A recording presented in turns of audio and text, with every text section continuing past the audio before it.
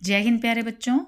जैसा कि आप सभी जानते हो कि कक्षा 10वीं में हमें एक मानवीकरण अलंकार आ रहा है। मानवीकरण अलंकार जिसकी पहचान है प्रकृति या निर्जीव वस्तुएं मानव जैसी हरकत करती हुई दिखाई देती हैं।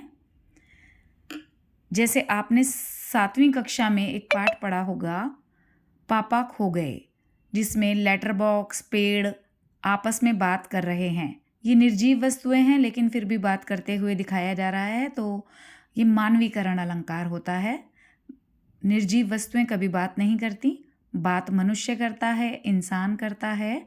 इसीलिए ऐसे जब हमें कुछ उदाहरण दिखाई देते हैं तो वहाँ पर मानवीकरण अलंकार होता है। और कक्षा 9वीं में आपकी एक कविता थी, पद्यांश था मेघ आए, और मेघ आए पूरी कविता हमारी मानवीकरण अलंकार पर ही आधारित है।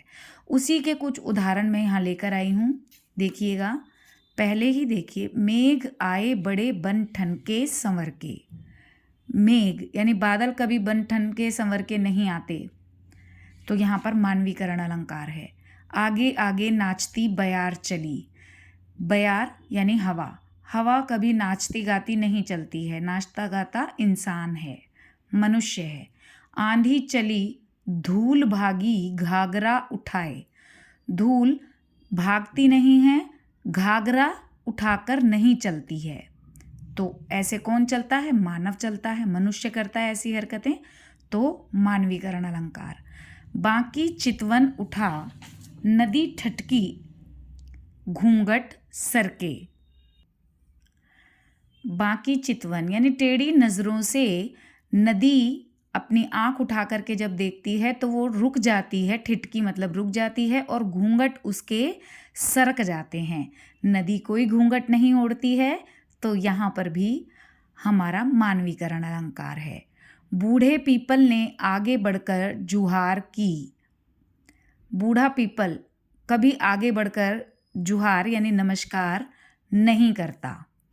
बोली अकुलाई लता ओट हो किवाड़ की, यानी जो बेचैन लताएं हैं, पेड़ की टहनियाँ हैं, वो पेड़ की शाखाओं में छुप करके, ओट हो किवाड़ की मतलब पेड़ की शाखाओं की ओट में होकर के बोल रही हैं। अब लताएं कभी बोलती नहीं हैं, टहनियाँ कभी बोलती नहीं हैं, यहाँ पर सिर्फ एक आपको उनके द्वारा बताया जा रहा है। और ऐसी हरकत मनुष्य करता है, बोलना। हर्षाया ताल लाया पानी परात भर के।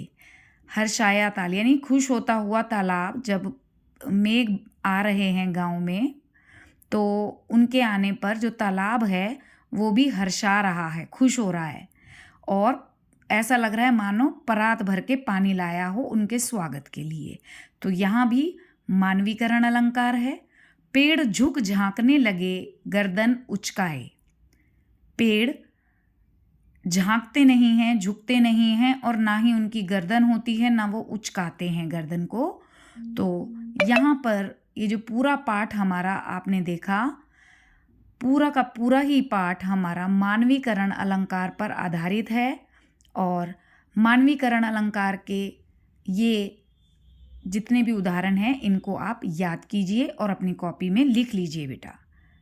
धन्यवाद।